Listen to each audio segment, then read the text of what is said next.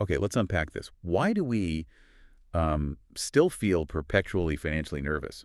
Even when we're genuinely trying to be careful, we track our budgets, we skip the pricey takeout, but, well, our goals still feel just as far away. What's going on? It's a really common frustration, actually, and I think it's because getting to financial well-being isn't just about math. It's uh, way more More complex. complex how? Well, you need to understand three things that are all tangled together. Good education, our own sort of behavioral psychology, and then these hidden systemic things that often work against us. That is exactly what we are diving into today. Our mission really is to cut through all the noise and give you the definitive shortcut to getting informed on this. We've pulled together a whole stack of sources. I mean, rigorous research from the CFPB on financial education mandates, Yeah. deep dives into behavioral finance. And even reports on, macroeconomic stability. The goal is to map out what really builds financial health, both for you personally and, well, structurally. Right, so we've organized this around three core pillars. Exactly. First, the proof, the actual evidence that financial education works, if it's done right. Second, how our own minds, our predictable biases, kind of sabotage our best intentions. Okay. And finally, the reality check. Why just being frugal sometimes isn't enough when you're up against these, like, invisible structural costs. Got it. So pillar one, Hmm. the proof that financial education works. I know for years the research on this was frustratingly mixed. It really was. But newer, much more rigorous data is finally showing clear causal benefits when these education mandates are actually implemented well. Okay, but hang on. If the early studies were mixed, why should we trust this new data now? Is it just that it takes time for this stuff to sink in, Yeah. for people to actually change how they act? It absolutely does take time, and that's what the data shows. It's a critical distinction. Those earlier, weaker studies, they often looked at older, less intensive programs from decades ago. Right? But the state mandates post-2000, especially in places like Georgia, Idaho, and Texas, they were much more rigorous. They basically created a natural experiment. So researchers could isolate the real effect of good financial education. Precisely. And they found real improvements, but like you said, often not right away. It took refinement. Specifically, it was the third graduating class in Georgia and Texas that saw the big jump. The third class. Wow, how big a jump are we talking? Credit scores increased dramatically, somewhere between 23 and 26 points. 26 points. It's huge. I mean, that translates directly into saving serious money on loans over a lifetime, doesn't it? It really does. Thousands of dollars. And what's really insightful is how the behavior changed. It wasn't that financial education made debt disappear. Okay, so what did it do? It shifted students away from high-cost borrowing, I think expensive credit cards, private loans, and pushed them towards lower-cost options, like federal Stafford loans if they were going on to college. So the lesson is quality and rigor matter, and maybe we need patience. It takes time for teachers to get trained, for the curriculum to really hit its stride. That's exactly it. Implementation is key. Which leads perfectly to the next bit. How do we get that quality education to actually stick? We found a bunch of evidence pointing towards experiential learning, Yeah. doing rather than just listening. Yes, absolutely. Programs that let you simulate financial reality, but in a safe, low-stakes way, they show really strong results. Take my classroom economy, or MCE. MCE, what's that involve? It was a big randomized trial. Students basically lived a mini economy in the classroom for 10 weeks. They earned currency, they had to pay rent for their desks, they could get fines. Huh. So they're actually managing money, making choices. Exactly. And the study showed it improved not just their financial knowledge, but their actual behavior too. Things like saving, budgeting, even talking more about money with their parents, even though the program wasn't just about rote learning. So it wasn't just vocabulary words. Yeah. They were doing it. That makes sense. It felt real. That's the power of the hands-on approach. And similarly, you see it with things like the stock market game. Right, where kids manage a virtual portfolio. Yeah. That didn't just improve their knowledge about investing, it actually boosted math scores for 4th and 5th graders. It tells us the best education isn't always a lecture, sometimes it's a simulation and activity. Okay, that covers education. Let's shift gears to pillar two, the inner game. Because, honestly, we can know all the right things, but our own minds, sometimes they feel rigged against us, don't they? Oh, completely. Mainstream finance often assumes we're these perfectly rational robots, right? Yeah, definitely not me. Exactly.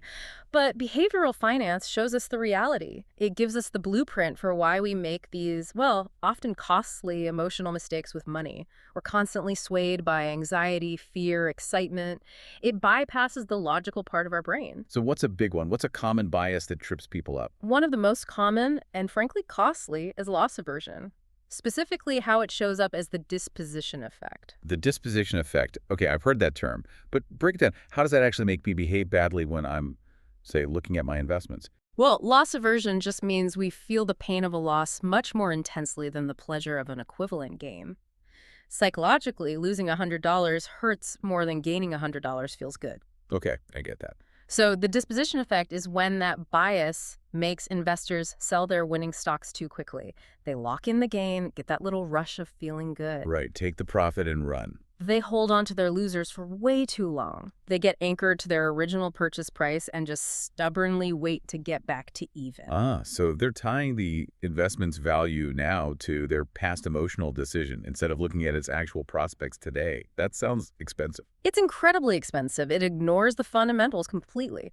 Then you've got things like experiential bias, or sometimes called recency bias. Recency bias, like Yeah. focusing too much on what just happened. Exactly. If you lived through, say, the 2008 financial crisis and remember how scary that felt, that vivid memory makes you overestimate the probability of another huge crash happening soon. Even if statistically it's not that likely. Right. That fear then shapes your current decisions. Maybe you stay out of the market too long, maybe you're overly cautious, and miss out on gains during a recovery. Okay, that makes sense. And what about mental accounting? I feel like I definitely do this one. Can you give a classic example? Mental accounting is super common. It's our tendency to treat money differently depending on where it came from or what we intend to use it for, even though, logically, a dollar is a dollar. Like getting a tax refund. That's the perfect example. You get a tax refund or maybe a work bonus. It wasn't part of your regular paycheck, right? Yeah. So you mentally label it as found money or fun money. Yeah, totally. Treat yourself money. And you might spend it quickly on something enjoyable, even if you're carrying high-interest credit card debt that the refund could have easily paid down, saving you a lot more in the long run. Logically, paying off debt is better, but psychologically, the fun money label wins. Guilty as charged. So just understanding these flaws, recognizing when emotion is driving the bus instead of logic, that's the real starting point for making better choices. It absolutely is. Knowing the blueprint of our own irrationality, you could say, is the necessary foundation. You can start to catch yourself. Okay, that brings us neatly to Pillar 3, the systemic traps. This is the reality check, isn't it? Where we see that being broke isn't always about buying too many lattes. Exactly. We have solid research confirming that struggling financially often isn't about a lack of willpower or impulse control. It's frequently about these, well, invisible systems and structural costs that stack up against you. So if you feel like you're doing everything right, not splurging, but still getting nowhere, what's the first place to look? You have to audit the fixed expenses first. Seriously. If more than half, say 50% of your income is immediately eaten up by non-negotiables. Like rent, mortgage, insurance, loan payment. Yeah, exactly. If those fixed costs are that high, you're essentially financially suffocated before you even start. There's just no breathing room left for saving or unexpected costs, no matter how well you budget for groceries. These are the big structural culprits for many people. And then there are the little leaks. Ugh. I know these well. Death by 1,000 swipes. That's a perfect way to put it. Those forgotten subscriptions, the streaming services you don't watch, maybe too many takeout coffees or lunches. Individually, they feel so small, almost insignificant. Right. A few bucks here, 10 bucks there, but they pile up completely unnoticed and just drain away vital cash that could be your buffer or savings. But there's an even bigger one, isn't there? The elephant in the room for some people. Yes. The most critical trap for some is the income barrier. Let's be honest. No amount of cutting coupons or canceling subscriptions can make up for fundamentally insufficient income. So if you're working hard, maybe even multiple jobs, and still barely scraping by, then the conversation needs to shift. Sometimes the most effective solution isn't spend less, it has to be earn more. Whether that's building the confidence to ask for a raise, looking for a better paying job, or maybe developing a side hustle. Frugality has limits if the income simply isn't there. Okay, so we've talked about our own psychology, we've talked about the fixed costs we maybe can control. like rent or subscriptions. But what about the really big invisible stuff, the whole economic structure itself? Can that be unstable in ways that hurt us, even if we're being prudent? Now you're getting into some really fascinating and kind of sobering economic territory. This is where we can talk about something called the paradox of prudence. Paradox of prudence. Okay, it sounds intriguing. What does that mean? It ties into the role of financial intermediaries, think banks, mostly. A key function they perform is creating what economists call inside money. Basically, when they make loans, they create deposits and they help diversify risk across the entire economy. Right, spreading the risk out. That sounds like a good thing, a stabilizing thing. Usually it is. But here's the paradox. Imagine there's an economic downturn and these banks start suffering losses.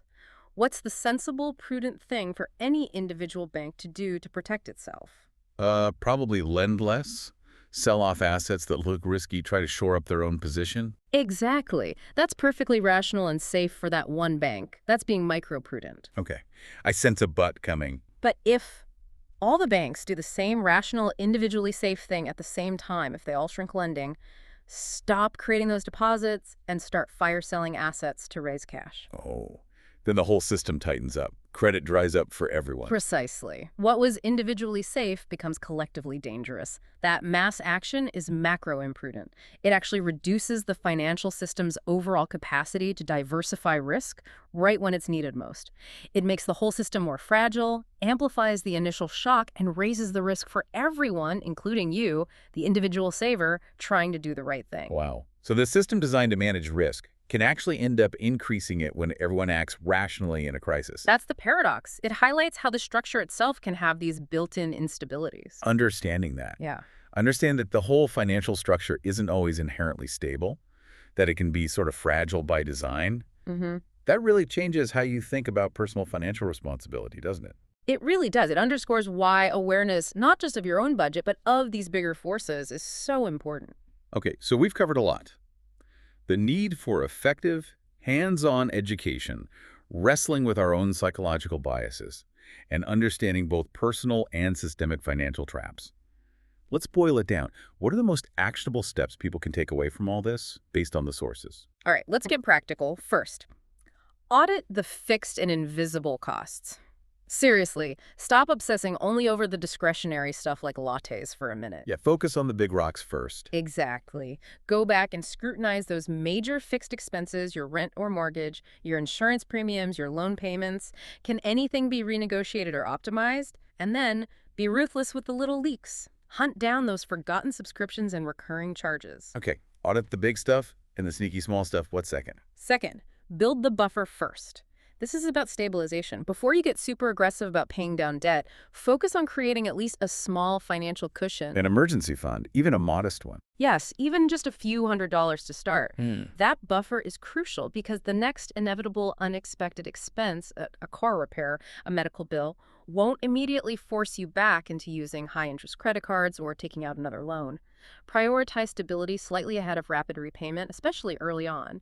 It prevents the debt cycle. That's a really important point. Okay, third. Third, learn your biases. Yeah. Start paying attention to your emotions around money. The moment you feel really strong excitement about a hot stock or intense fear during a market tip, just pause. Step back. Recognize the feeling. Yes. And specifically, remember the disposition effect.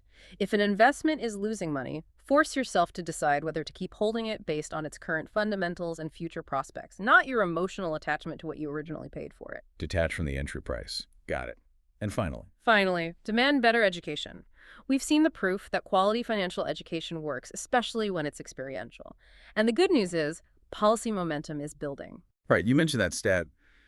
Over half of U.S. high school students are expected to have a guaranteed course soon. Yeah, expected by 2030, it's over 53%. So support that movement, advocate for good implementation in schools. This includes breaking the weird cultural taboo we still have around talking about money openly and making sure teachers get the training and confidence they need. Encouragingly, teacher confidence in teaching this stuff has grown massively from like 10% to over 70% in recent years. That's progress.